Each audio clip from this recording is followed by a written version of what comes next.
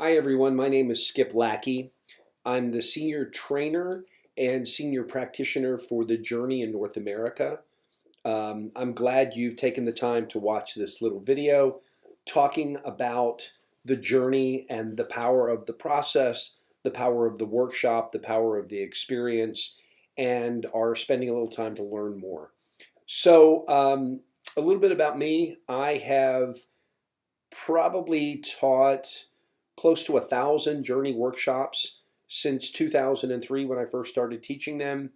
I've put well over 15 plus thousand people through the Journey Intensive, which is the first step on learning journey work, and was with Brandon Bays, the founder of the Journey, when she went through her initial experience back in 1992. I've known her since 1984 and have been a big part of the journey ever since. I just, I just want to share that I'm really appreciative that you would spend the time to actually dive into this area of your personal growth, your personal health, and more importantly, be interested in finding out how the journey works and the phenomena that it's created all over the world. So it's important to know that we've had over 1 million people in close to 50 countries participate in this type of workshop, in this work um, over the years. And I've witnessed lots of people come from different walks of life, different backgrounds, uh, different languages, different socioeconomic experiences, and universally we found a few things that has now been woven into this workshop that we call the Journey Experience, and with Brandon it's called the Journey Intensive. Um, so the core of the core of the work is really about something called cellular healing. And what is cellular healing? Well, cellular healing is a process that the body goes through when it's looking to let go of an old experience. Maybe it was a traumatic experience from your childhood or something that happened at some point to where it's been stored in your body and you're carrying it. So let me wind the clock back and say that when we first started doing this, Brandon Bays had been teaching, she'd been teaching health and wellness for a personal growth teacher named Tony Robbins. Some of you might have heard of Tony. He's a kind of an iconic figure now in the personal growth world. And Brandon was one of his main senior trainers. And she realized after going to the doctor that she developed a tumor that was rapidly growing in her uterus. And by the time that she really acknowledged it and shared it with others, it had grown to the size of a small basketball in her uterus. And which was, for all of us that knew Brandon, was a little bit of a shock and surprise, because here was somebody that was radiantly healthy and had spent her whole life going back and forth from being vegetarian, vegan, was doing all the right things, was taking care of herself, self-care, getting massages, colonics, eating well, eating fresh organic food, way before a lot of people were doing it. I mean, back in the day, we were a little bit of the oddballs with the way that we were looking at health, but we knew that there was something there. Anyway, when I got a call one day and Brandon said that she had developed a tumor and it was the size of a small basketball, I was completely blown away and shocked. Anyway, she formed a small group of friends around her that had different backgrounds and different healing modalities, which I did. And we all were there with her when she was going through, on a table, was going through this experience and basically had this spontaneous experience that we now call the journey. And so the interesting thing about it was within 3.5 weeks of having this spontaneous experience that I'll talk about in detail in just a moment, she the tumor started sloughing off, and within 3.5 weeks of this experience, the tumor was completely gone, and she had ultrasound done on her uterus, and the doctor and the ultrasound technician really looked at it and said, you know what, her uterus is about the same as, and she was 39 at the time, about the same as a 16-year-old girl. It was textbook perfect. There was no signs of any tumor in her uterus.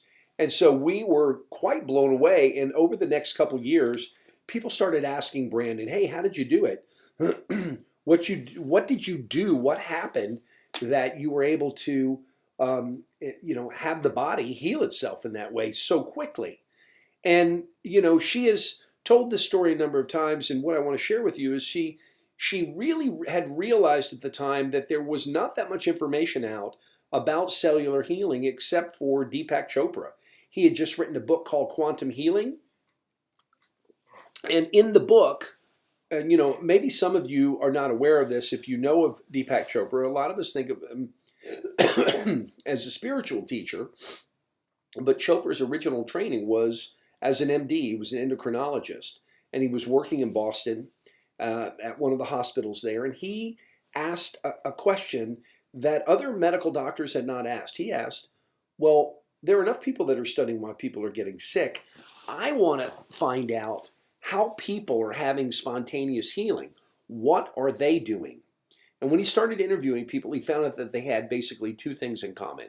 One is they were able to get in touch with what he called the infinite field of all possibilities. And that's your connection with truth, with a higher part of your being, your higher self. You might call it God, or it could be, we call it source because it's a non-denominational word that can represent your higher self. And that way people can really tune in and recognize that it's something deeper than your conscious or unconscious mind. It's something that's happening at a deeper level. And the second thing that he found was they were able to get in touch. He called that field the infinite field of all possibilities. But the second thing was they were able to get in touch with what he called a phantom cell memory. And what he was recognizing is he said, well, if cells are regenerating themselves at a period of time, why is it that if you have a tumor, or you have cancer, or you have arthritis, or whatever the physical issue might be, why is it as time goes on and the cells are regenerating themselves that you would carry that illness along with you? And what he came to find out was that when the cells replicate, if they've been interrupted and they have an unhealthy pattern, they just carry that unhealthy pattern along with them from lifetime of the cell to the next lifetime to the next lifetime. And what he realized is that people that were able to break that pattern of the degenerative cell rebirthing itself and able to get in touch with the infinite field of all possibilities, what we call source, that they were able to break that pattern. And in doing that, what that did was it created a new lifetime and a new life for the cell where it was clear and clean and could be healthy. And so every time it regenerated itself, it regenerated as a healthy cell. So he wrote about this in the book Quantum Healing, but he didn't tell us how to do it. And when we started thinking about it, Brandon had that exact same experience. She dove deep inside herself, recognized that field of all possibilities. She went right into the core of a trauma, of the memory of what had happened to her. And she was able to forgive it from a deep level of soul, from a level of her source. And when she did, almost immediately, the cells started sloughing off and she started healing.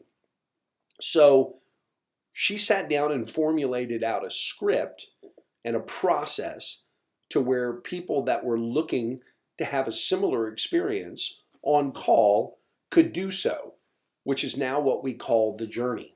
Now, what we've recognized that, all trauma, all emotional experiences, all physical illnesses, all dis-ease, all has an emotional component to it.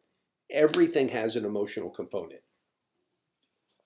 So if you have a physical issue going on, there might be a trauma that happened much earlier in life. Could be last week, last month, last year, a decade, 20, 30, 40, 50, 60 years ago. The oldest person I've had in the workshop has been 95, and she had had some trauma that had happened to her, some sexual and physical abuse from her childhood that she let go at 95 and said to me, now I can go out and live my life. And it's never too late to let go and heal, these painful memories that can cause illness, disease, depression, anxiety, fear, a sense of loss. And so when we recognize that everything has an emotional component to it, what the journey does is it actually allows you to travel down through these deep levels of emotion and get in touch with that really core part of your being. As again, we said this, we call it our source. And it allows that, when you get in touch with that, it's like there's this inner wisdom that you're accessing. So, those of you who are watching this, how many of you feel that there's always been a part of you that's been in touch with some aspect of greatness? And I would surmise that it's pretty much everyone. There's all of us that recognize that there's an inner greatness. We just don't know how to access it. And so one of the things that we talk about at the journey is, as life happens and the brown stuff, we've heard, shit happens. Well, that brown stuff kind of covers up your diamond, your core of your being. And when that diamond starts to get covered up with that brown stuff, we're not taught how to clear it, to clean it, to get it to look like this. And so what do? We just take that brown stuff and we form something that kind of looks like a diamond, and we paint it a nice silver bright splashy color, one that stands out. But the truth is, our diamond is obscured and covered with the moments that we're maybe not so proud of, or things that happened to us that we've been holding on to, or on some level we feel like we've let go of it, we've justified it, but the truth is it's still there, and it's covering up your diamond. So the journey allows us to go inside and crack that hardened veneer, and every time we do a process, we're pulling a piece of that brown stuff off and tossing it to the side so that we can get back and be in touch with this shining diamond that we all come into life as. And what that allows us to do is really allow us to take a life of maybe mundane, everyday beingness, or something that's shown up as illness, and actually be able to live our life in happiness, in joy, and real freedom. This is really a process of awakening and healing. It's not just another modality that everybody's doing. This work is really for people that are looking for real, true, deep levels of freedom. Not for people who are tire kickers that are just looking to learn another skill. If that's what you're looking for, go find another workshop, because that's not this. This is for fierce lovers of truth, people that know that there's a methodology and a way of getting in touch with your essence, your strength, your presence, your authentic self, and want to peel away from the onion the layers of muck and mire that have happened that cause us to not be able to be truly ourselves, to not be able to be firing on all cylinders, that are not being able to allow our bodies to be able to operate at this level of infinite energy and happiness, and being present and joyful to our friends, our family, at work, our creativity, our innate genius. That's what this is about. So, what is a cell memory? What is a cell memory? So,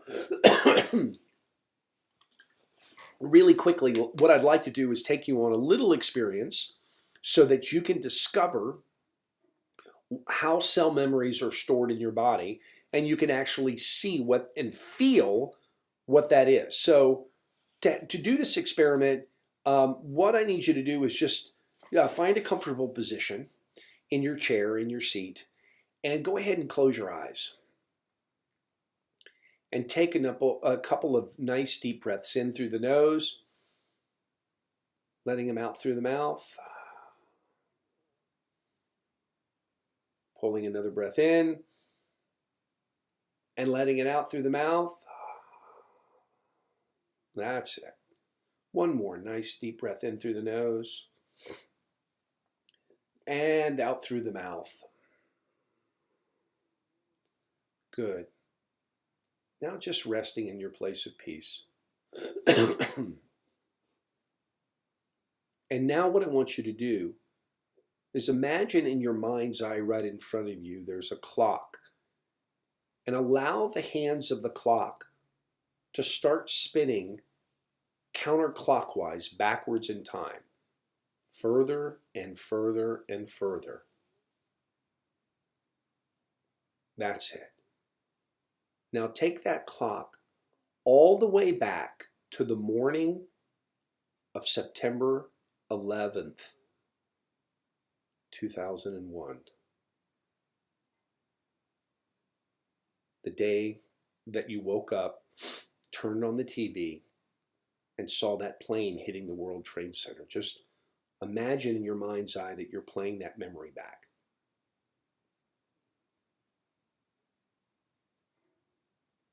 And the news was playing that image over and over and over. Now tune into your body and notice if you have a tightness, a contraction, a tension somewhere in your body.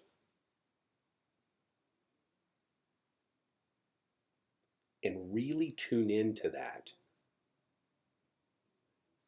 Notice where it is in your body.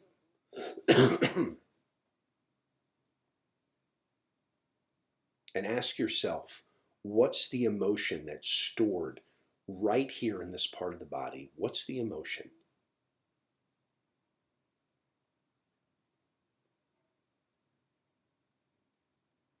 Good. That's it. Go right into the very heart of that.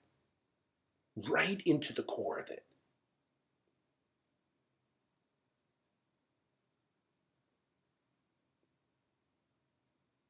Feel it fully. That's it. Now take a nice, great, big, deep breath in through your nose and letting it out through the mouth. And softly and gently open up your eyes and bring your awareness back into the room. Now notice what you were feeling. What were you feeling? Was it anger? Was it sadness? Fear? Grief? What was it? Did you feel sick to your stomach? What's the emotional response that you had? And notice where it showed up in your body. Was it a heaviness in your heart? Was it a pull or a tug in your gut? Was it a weight on your shoulders? Was it confusion in your head? What was it? Now, if we were in a group of people that you were watching this with, and some of you might be watching with a group, just shout it out. Tell people what it was that you were feeling. Because here's the thing. We have these emotional responses. And when they're tough, they're traumatic. And I find that using September 11th, everyone has a very visceral response and has a cell memory stored in their body. If you were to look around the room of a group of people and we had 10, 15, 20 people, what would happen is every single person in this room would have had a response, and they would have had it someplace possibly different in the body. You might have multiple people having the same response, but it might be in a different part of the body. So what we've recognized is these emotional responses get stored in our body, and we call them cell memories. So where was it for you? And how intense was it? Because that was a very intense traumatic time. And we have had experiences, maybe not like that, but maybe you've had the loss of a loved one, or the loss of an animal that you loved, or you've been fired from a job, or you've had a breakup in a relationship, possibly even a divorce. And maybe you've had rejection that have happened, or abandonment in your childhood, or this feeling of not being good enough, or not being worthy, not being unique and special, or being afraid and fearful, or being concerned about the body being hurt. So when we have these experiences, what we do is that the part in our body creates a flow of hormones that are called neuropeptides that go inside what are called cell receptors within the body. They find these little, they're basically, it's like a lock and key. The neuropeptide is a lock. It's just basically a protein. And then it goes inside, the key goes inside the lock, and it squirts a little bit of the hormone inside the cell, and it tells the cell what to do. Well, what we found out, when you have these really intense cell memories, and we've been holding on to them, we're holding on to the key inside the lock, and we're not letting go of it.